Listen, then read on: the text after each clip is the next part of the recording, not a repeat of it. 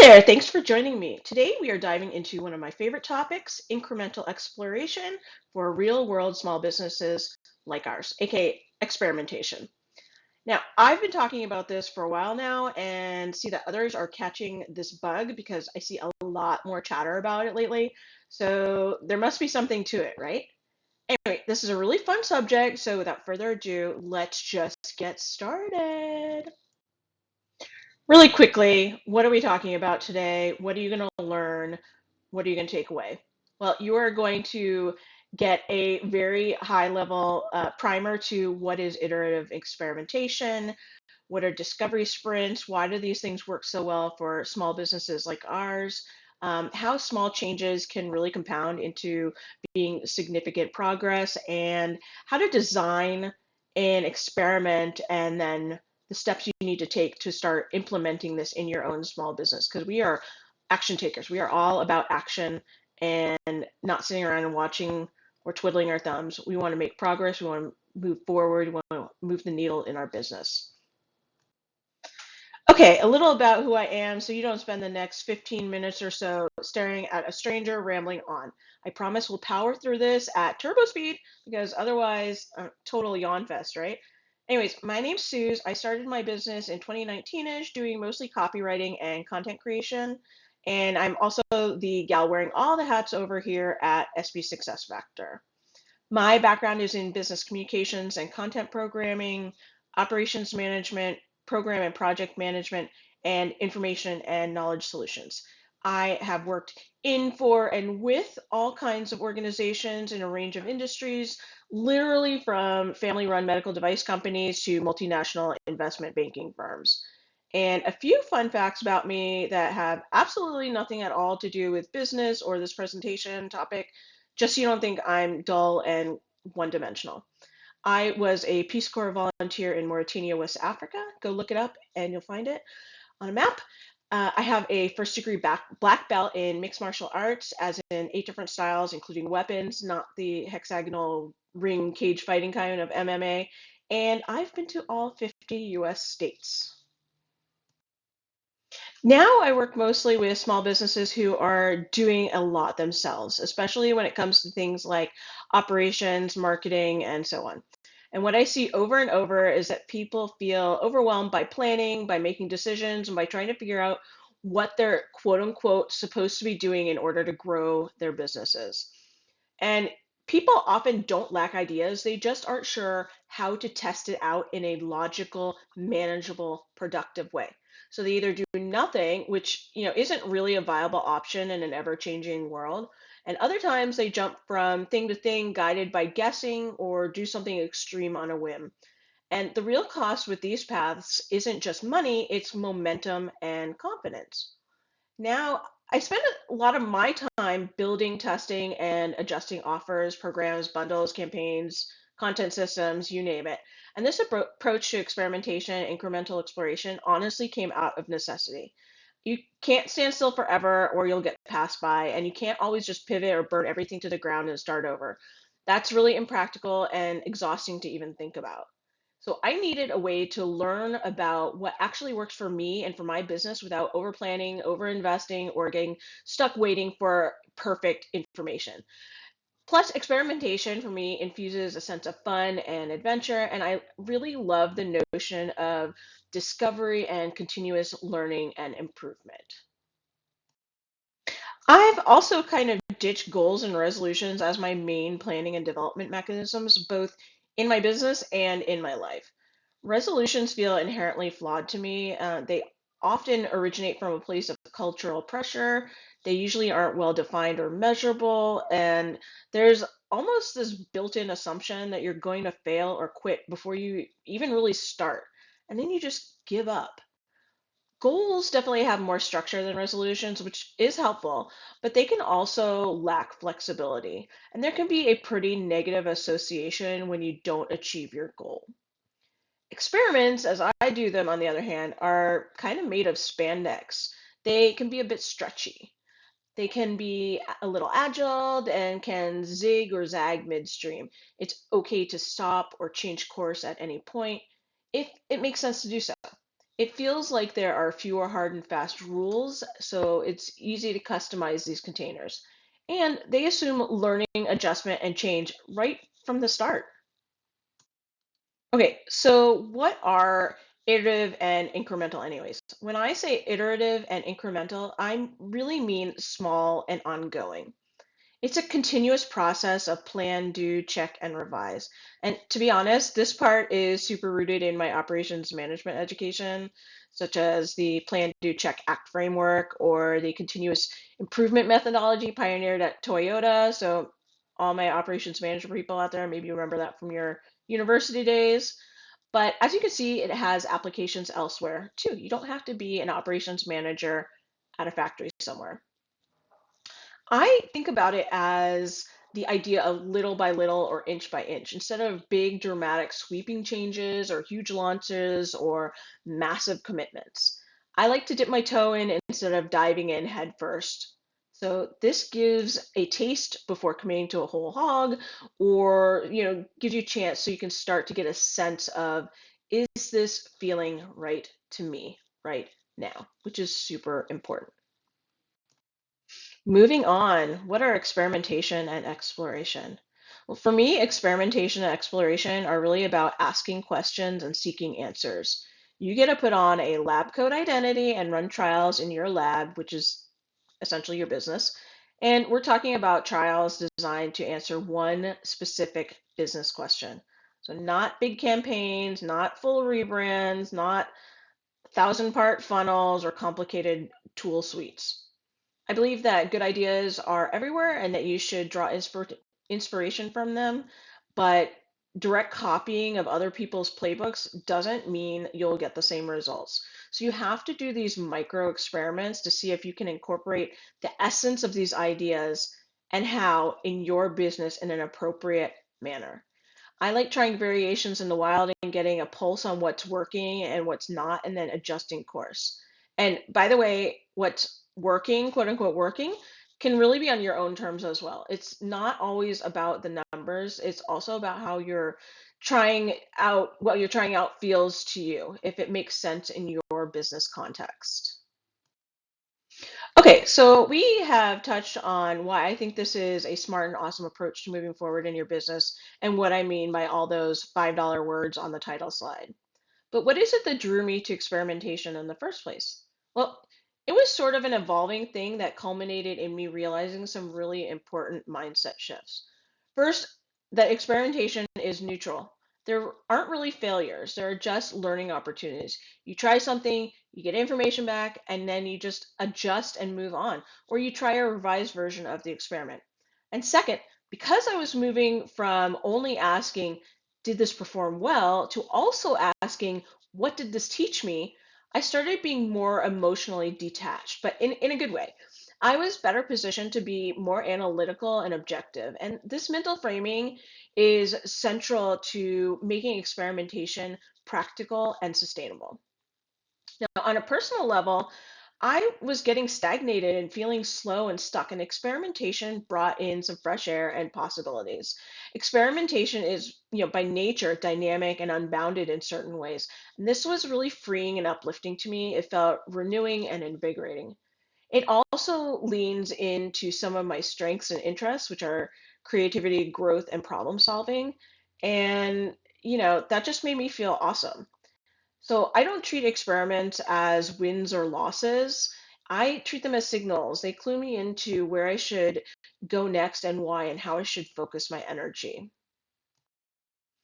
But not all experiments are created equal, and not all yield actionable lessons. I think this is because we don't learn how to experiment. A lot of the time, we're just kind of expected to figure it out and get it right straight away. And this is not how reality works. So, where are people going wrong? Why aren't a lot of experiments also learning opportunities? Well, I think there's a lot of factors going on here. First, people change too many things at once. They don't define what they actually want to learn or how they'll know if the experiment is successful. They evaluate too late and often really emotionally. There's little quantitative or insightful qualitative data to work with. And they copy tactics from other people as is and without critically considering them in terms of their own business's needs. And this is true across operations, content, offers, collaborations, visibility, and so on. All areas that you care about and hopefully want to optimize in your small business. This is why I love discovery sprints, which is what I call my short lose experiments. Oftentimes in a business context, discovery is used to describe an exploratory call or project, and sprint generally refers to a short, maybe 2 or 3 week intensive stint. Discovery sprints make for a great experimentation style because they're quick to implement. You could literally pick something to test out today and start. They don't have to take a ton of time, energy, or money, and basically the barriers to just jumping in are pretty much non-existent. Discovery sprints are infinitely adaptable. You can flex them to fit your needs and preferences. They also focus you on taking action and learning, this idea of progress over perfection and getting dirty and not elaborate. So, no matter what kind of work you do, what kind of business you're in, or what type of personality you have, you can find areas in your business to play, stretch, and explore. This approach isn't just pragmatic in terms of being easier to fit in logistically to your business. It also happens to work really well for how us humans are wired, especially people who have short attention spans, suffer from shiny object syndrome, like to see results quickly, are action takers, or are juggling a lot of different responsibilities or projects. Any of that resonate with you? I personally get bored and distracted easily, so this version of experimenting keeps me locked in, and I find the problem solving aspects generally fun or interesting.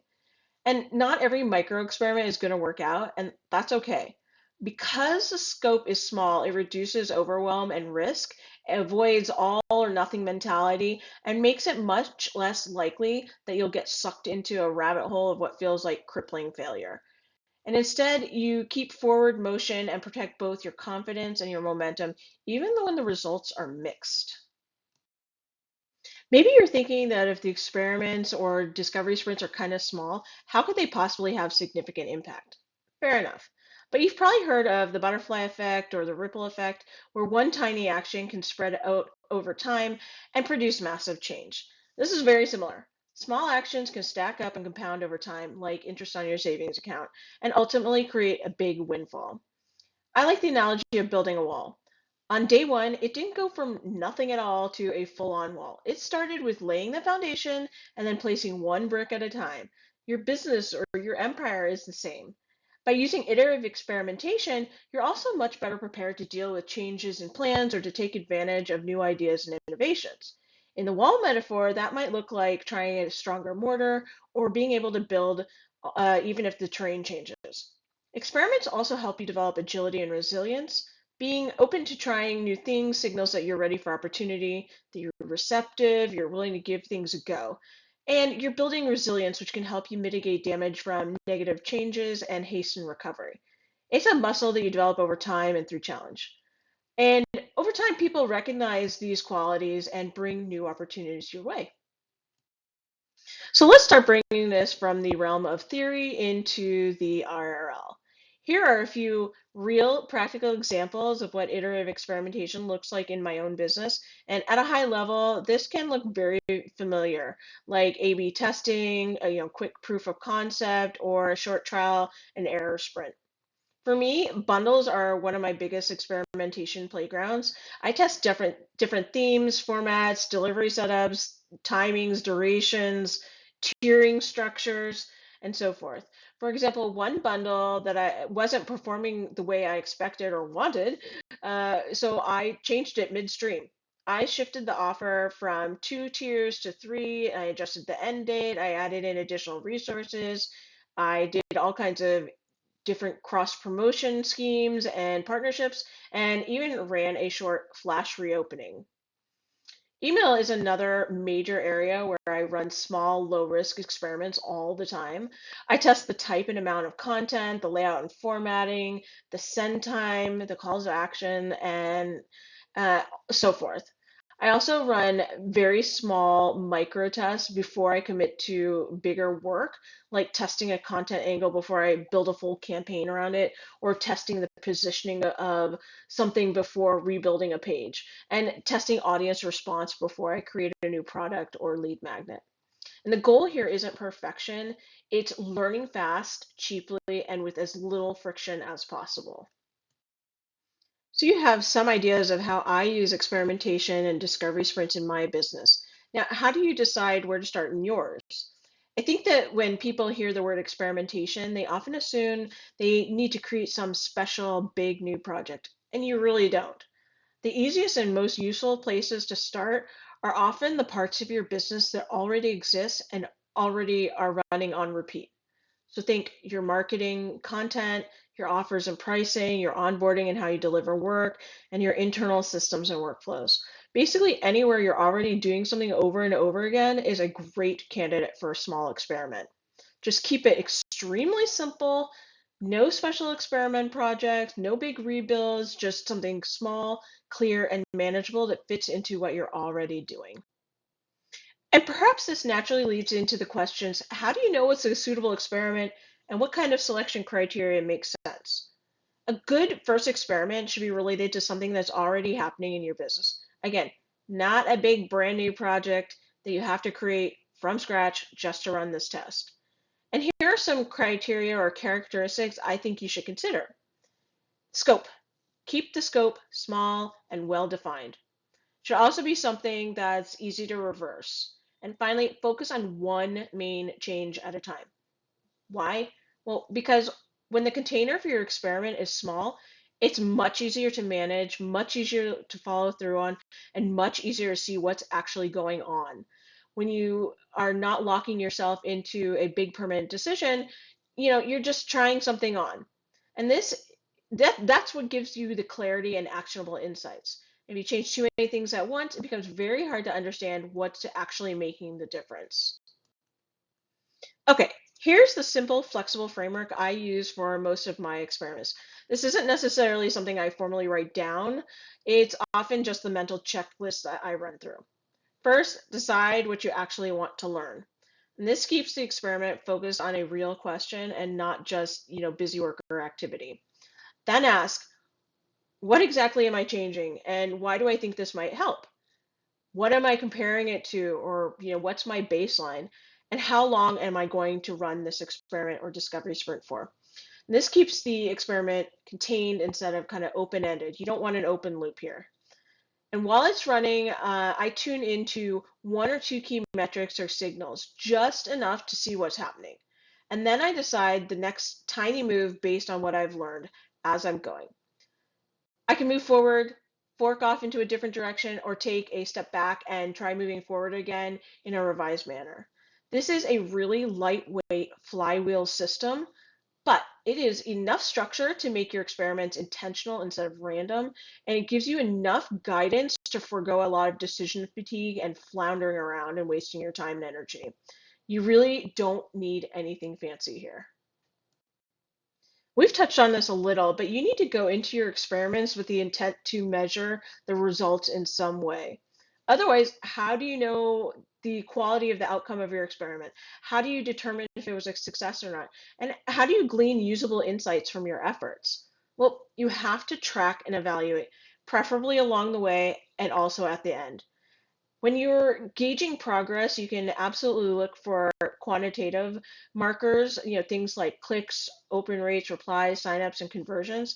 But I also pay very close attention to qualitative signals, like how does this feel when I do this? Was it easier to execute? Do I feel clearer about what I'm saying or offering? Do I feel more confident? Does this feel more aligned with me and my business? Both the qualitative and the quantitative matter. But also remember that progress is very contextual and subjective. Better doesn't always mean bigger.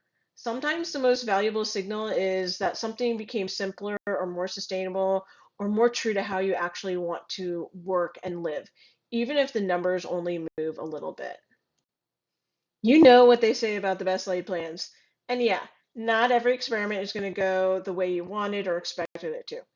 This is okay. It's totally normal. There are a lot of factors outside your control, and what's really important is how you respond. When something doesn't work out the way you hoped, this is where that neutrality of experimentation really shines. It's not a catastrophe, it's information. Neutral experimentation is all about learning, adjusting, and repeating. So instead of scrapping everything or assuming you failed, maybe try to shrink the container, narrow the scope, reduce the breadth or depth of your exploration. Look at what part might have worked and what part didn't, and then change one variable and try a revised version of the experiment. Okay, let's close this out with an action plan. Here are your marching orders should you choose to accept them. As a simple next step, I encourage you to pick just one small thing in your business. Ask yourself, what's one real question you genuinely want to answer about your content, your operations, your audience, your offer, or so on. Write down one assumption you're making about it, and then change one variable and run that experiment for a short, defined window. Keep it small, low pressure, and manageable.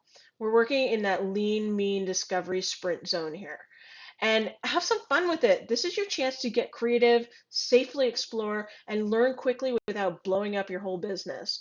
And the more you make this an enjoyable experience, the more you'll probably want to stick with it. And with that, my friend, we are at the end of our time here together today. Thank you so much for being here. I hope you found this interesting and learned something new and helpful for your business journey. Please do keep in touch and stay in the loop. You are invited to join my email list. I send out a weekly email newsletter. And I also invite you to grab some free resources I offer. They're designed specifically to help small business people like you as you continue on this adventure. Thank you so much. Have a great rest of the day.